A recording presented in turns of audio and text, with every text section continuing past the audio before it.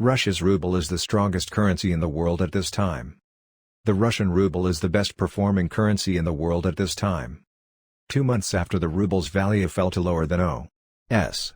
penny amid the dizzy, toughest profitable warrants in ultramodern history, Russia's currency has mounted a stunning reversal. The ruble has jumped 40 against the bone since January. It's an unusual situation, said Jeffrey Frankel, professor of capital confirmation and growth at the Harvard Kennedy School. Typically, a country facing transnational warrants and a major military conflict would see investors fleeing and a steady exodus of capital, causing its currency to drop. But Russia's surprisingly aggressive measures to keep plutocrats from leaving the country, in combination with the forcefulness of Western warrants, are working to produce demand for rubles and pushing up their value. The ruble's resiliency means that Russia isn't completely isolated from the chastising profitable penalties assessed by Western nations after its eruption of Ukraine, although how long that protection will last is uncertain. Why the ruble recovered? The main reason for the ruble's recovery is soaring commodity prices. After Russia raided Ukraine on February 24, formerly high oil painting and natural gas prices rose indeed further. Commodity prices are presently sky-high, and indeed though there's a drop in the volume of Russian exports due to vetoes and sanctioning, the increase in commodity prices more than compensates for these drops, said Tatiana Orlova, lead Rising Requests economist at Oxford Economics. Russia is pulling in nearly $20 billion a month from energy exports. Since the end of March, numerous foreign buyers have complied with a demand to pay for energy in rubles, pushing up the currency's value. At the same time, Western warrants and a surge of businesses leaving the country have led to a drop in significance. In April, Russia's account VAT, the difference between exports and significance, rose to a record's $37 billion. We have this coexistence that, as significances have collapsed, exports are soaring, Orlova said. Ending the levies. Russia's central bank has also propped up the ruble with strict capital controls that make it harder to convert it to other currencies. That includes a ban on foreign holders of Russian stock and bonds taking tip payments out of the country. That used to be quite a significant source of exoduses for currency from Russia, now that channel is closed, Orlova said. Meanwhile, Russian exporters are needed to convert half of their redundant earnings into rubles, creating demand for the currency.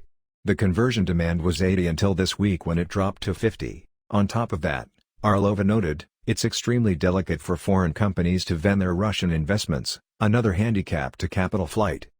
Although we're seeing these adverts that Western companies are leaving Russia, relatively frequently they simply have to hand over their stakes to their original mates. It does not actually mean they're being paid a fair price for their stakes, so they aren't moving large quantities of cash from the country, she said. All these factors are creating demand for rubles, boosting the currency's value. While this isn't a free request-determined exchange rate, ruble stability is at the same time real, in the sense that it's driven by Russia's all-time high current account in Russia's, Elena Rybakova, deputy principal economist at the Institute of International Finance (IF), said via dispatch. How long will the rally last? The ruble's rally has been so strong that it's creating some challenges for Russia's central bank, which this week took way to bring its currency closer to major situations. Russia's central bank is trying to loosen capital controls because it feels the ruble is too strong, Rybakova said. But the central bank is in a rough spot. However, they may open the levees of capital flows out of the country if they continue loosening. In former heads, $200 million left the country in a matter of months. But while the ruble's bounce back and the strength of Russia's oil painting exports have temporarily gentled the frugality from warrants, that is doubtful to last.